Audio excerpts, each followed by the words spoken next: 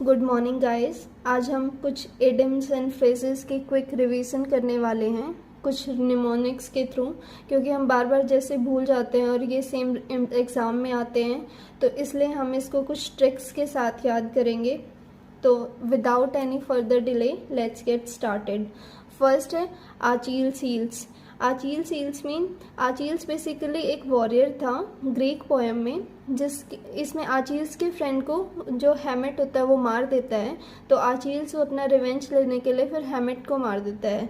तो इसमें बेसिकली क्या है, ये एक वॉरियर था। अगर वॉरियर ने क्या है हील्स पहनी है तो क्या हो गया, ये एक उसका वीक पॉइंट हो गया है। तो इससे हम इसको याद कर सकते हैं कि एक स्मॉल बट फेटल वीकनेस।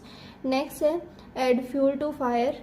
मतलब क्या, पहले आग लगी हुई है और आप उसमें तेल डाल रहे हो, मतलब क्या कर रहे हो, किसी भी मैटर को और वर्स कर रहे हो। तो ये आ गया इसमें to make a small matter worse. उसके बाद आ गया बैक स्टेयर्स गॉसिप्स। इसमें क्या है बेसिकली कि आप ऐसे याद कर सकते हो कि स्टेयर्स के पीछे सर्वेंट छुप के बात कर रहे हैं, तो वो एक अनफेयर टॉक है या टॉक अमंग सर्वेंट्स है। नेक्स्ट है एन एज टू ग्रिन। इसके बाद एक्स क्या होता है, कुल्हाड़ी होती है। हम कुल्हाड़ी को रखते हैं किसी भी चीज़ को साइज़ को रिड्यूस करने के लिए, कुछ काटने के लिए, तो बेसिकली वो हम अपने लिए करते हैं सिर्फ। तो ये हो गया कि something done for selfish reason. ये सिर्फ हम याद करने के लिए निमोनिक्स यूज़ कर रहे हैं। तो नेक्स्ट है देन है एन आयरन विल, मतलब एक strong will power, that is strong will power आ गया कि दृढ़ निश्चय होना किसी भी काम के लिए।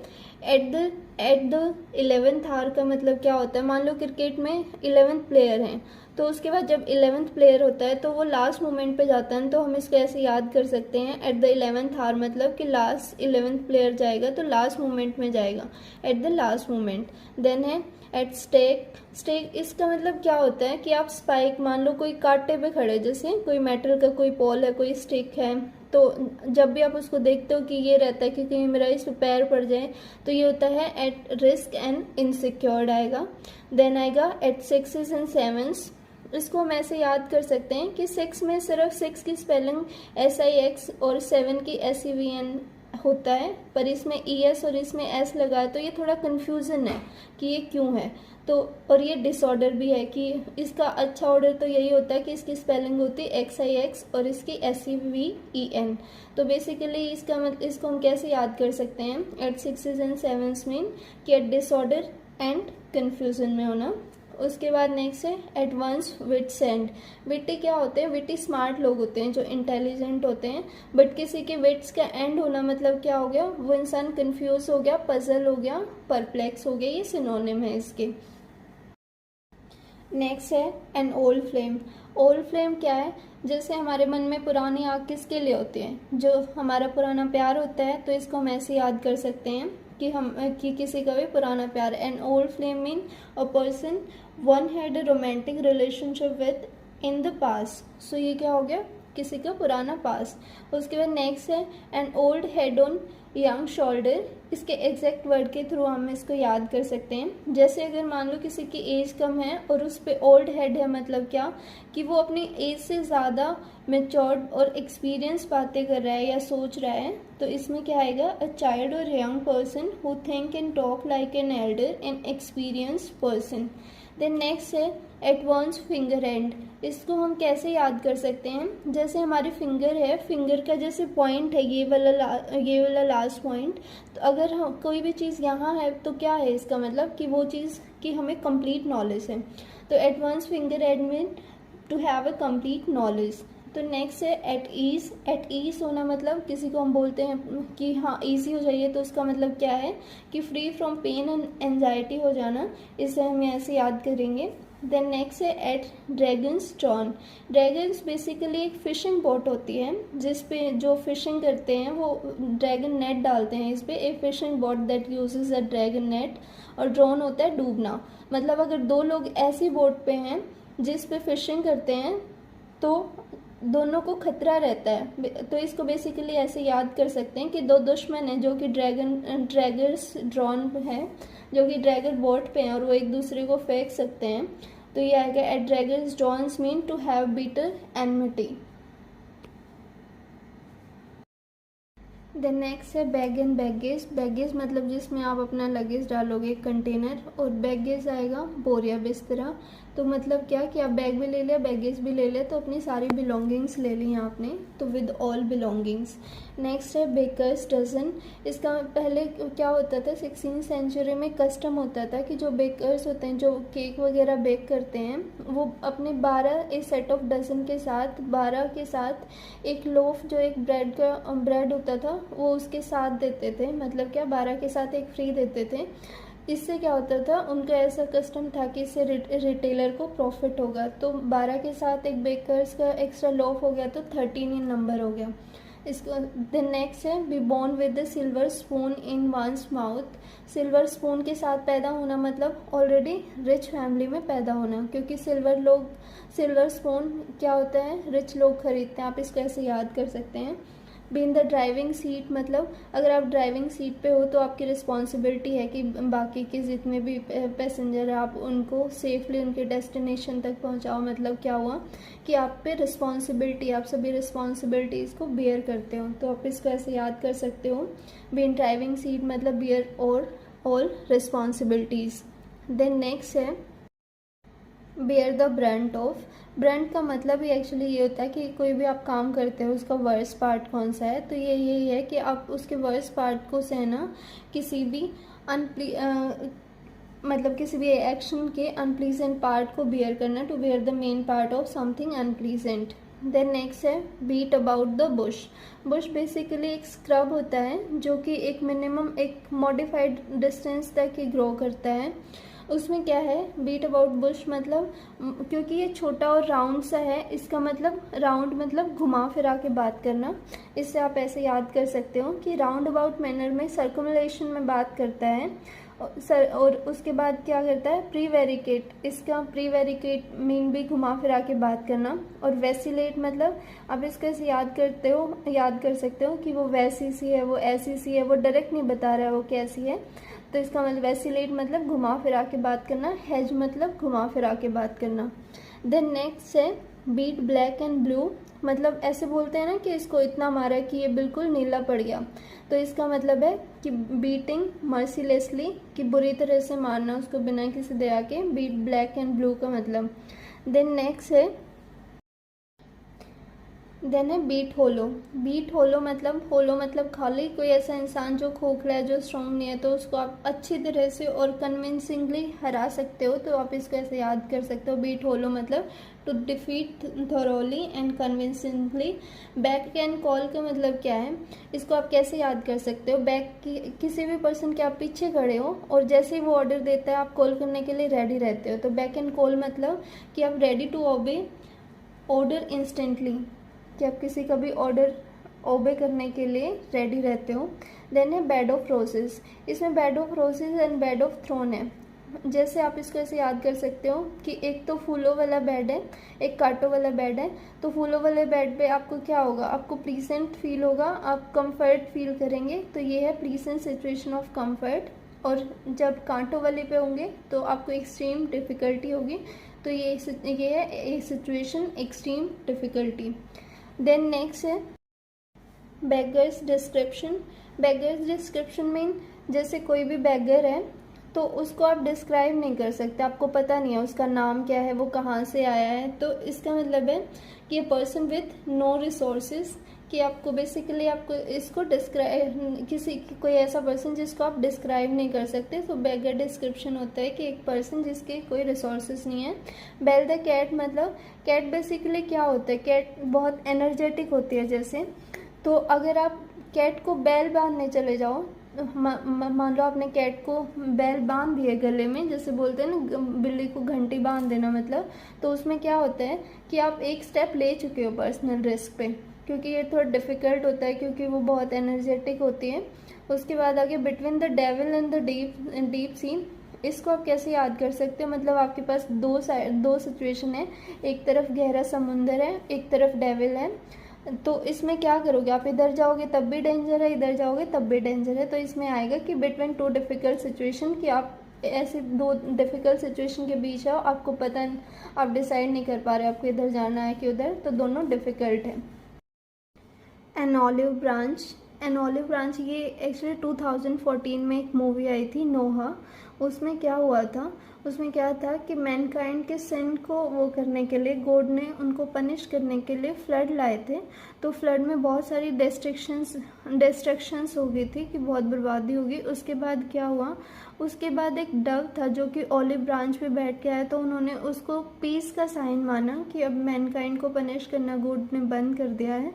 तो वहाँ से ये आया कि एन ऑलिव ब्रांच मतलब पीस रिक्वेस्ट और पीस ट्रीटी, मतलब शांति का प्रतीक था वो वहाँ पे। तो इसलिए ये olive branch mean peace request and peace treaty.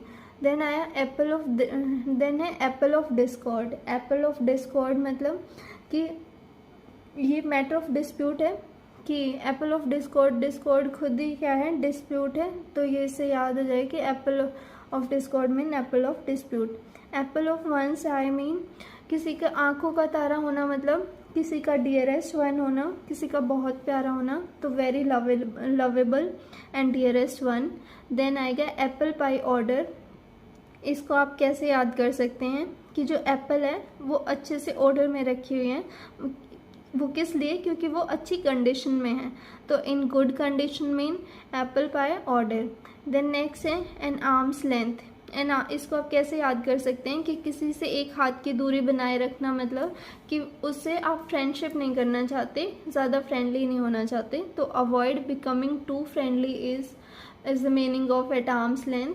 Then आएगा at a pinch. At a pinch मतलब जैसे मैं मान लो मुझे कोई पिंच करने वाला है, तो उसका मतलब क्या हुआ कि मैं किसी ट्रबल में आने वाली हूँ। In a trouble mean at a pinch, at a pinch mean in a trouble. Then आएगा एट अ लॉस। वो कहते हैं कि कहाँ खोए, जब कोई खोया खोया सा रहता है, लॉस में होता है, तो उसका आता है एट अ लॉस मीन आएगा कि हम उस टाइम पे जब हम खोए खोए रहते हैं, हम कुछ डिसाइड नहीं कर पाते। तो ये आ गया at a loss mean to be unable to decide. Then है bite the bullet. Bite the bullet मतलब कि टू एक्सेप्ट समथिंग अनप्लीजेंट, मतलब क्या कि ये कोई ऐसी चीज़ को एक्सेप्ट करना या करना जिसको बाकी सब करने से हेजिटेट हो रहे हो या जिसको बाकी सब पुट ऑफ कर रहे हो। तो इसमें क्या आएगा, आप इसको याद कर सकते हैं कि बुलेट को बाइट करना मतलब क्या, to accept something unpleasant. Then आएगा बियर द ब्रांड।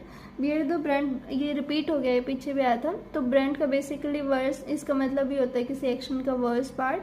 तो ये आएगा to suffer the worse part of an unpleasant situation. Then आएगा carry the coal to Newcastle. इसको आप कैसे याद कर सकते हैं, कैसल होता है कोई एक बड़ी सी जैसे सेफ बिल्डिंग, जैसे फोर्ट होते हैं, किले वगैरह। तो इसको आप कैसे याद कर सकते हैं जो कि कोल था, जो कोल है वो पहले कहीं सेफ किले में रखा हुआ था, सेफ फोर्ट में रखा हुआ था, बट आप उसको किसी नए किले में लेके जा रहे हो, तो आप क्या कर रहे हो, टाइम वेस्ट कर रहे हो।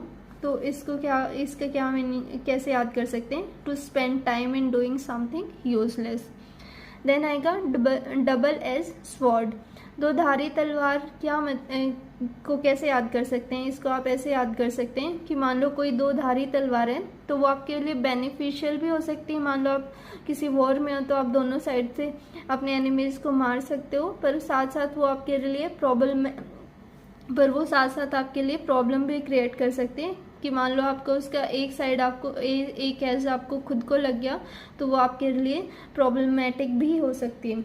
तो something that can be both beneficial and problematic. Then next है पेंडोराज बॉक्स। इसको आप कैसे याद कर सकते हैं कि कोई बॉक्स है जिसका नाम पेंडोरा है, तो उसमें सिर्फ प्रॉब्लम्स हैं। तो पेंडोराज बॉक्स मतलब कि source of many problems. Then next है फेल फाउल ऑफ। मतलब क्या, जैसे हम बचपन में खेलते थे ऐसे बोलते थे फाउल हो गया, तो इसका मतलब क्या हुआ, फाउल हो जाना मतलब कि आप ट्रबल में आ गए, प्रॉब्लम में आ गए हो। तो आप इसको ऐसे याद कर सकते हैं, fell foul of mean to got into trouble with. Bone of contention क्या होगा, कंटेंशन का मतलब है डिस्कॉर्ड, झगड़ा होता है। तो अगर मान लो bone of contention mean, contention का मतलब ही झगड़ा होता है, डिस्प्यूट होता है। तो इसको आप ऐसे याद कर सकते हो, जैसे कई कुत्तों के बीच में हड्डी डाल देते हैं तो वो उस पर झगड़ते हैं। तो bone of contention mean subject of a dispute. Then आएगा bolt from the blue.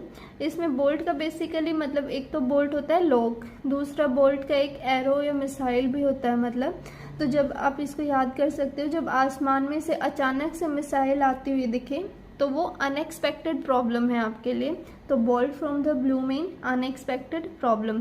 Then next है body and soul. Body and soul मतलब एंटायरली, आपकी बॉडी और सोल दोनों है मतलब सब कुछ है, कंप्लीटली एंटायरली। देन आएगा ब्लू बुक। ब्लू बुक क्या है, आप इसको ऐसे याद कर सकते हैं, जितनी भी गवर्नमेंट रिपोर्ट्स होती हैं वो ब्लू बुक में रखी जाती हैं। तो ब्लू बुक मतलब government report. Bad blood, bad blood जैसे आप किसी को कहते हैं ना गंदा खून, जैसे आप कई बार गुस्से में किसी को बोल देते हो तो बैड ब्लड है कि वो उसको आप किसी के लिए उल्टा कब बोलते हो, जब वो आपका एनिमी होता है, जब एनिमिटी होती है उसके साथ आपके अच्छे रिलेशंस नहीं होते, तो बैड ब्लड होता है एनिमिटी और बिटर रिलेशन। देन नेक्स्ट है बिग गन। बिग गन ऐसे बोलते हैं ना, तुम क्या कोई तोप हो, तो उसमें क्या आएगा कि तो बिग गन का मतलब आएगा कोई इन्फ्लुएंशियल पर्सन होता है जो बर्ड ऑफ पैसेज होता है। बर्ड ऑफ पैसेज इसका मतलब क्या, आप ऐसे याद कर सकते हो, रास्ते के मुसाफिर क्या होता है कि जो कभी कभार आने वाले। बर्ड ऑफ पैसेज होता है कि आजकल जैसे एक्सटेंट होते रहते हैं, हो गए हैं बर्ड्स, तो कभी कभी दिखते हैं। तो birds of passage mean one who comes occasionally.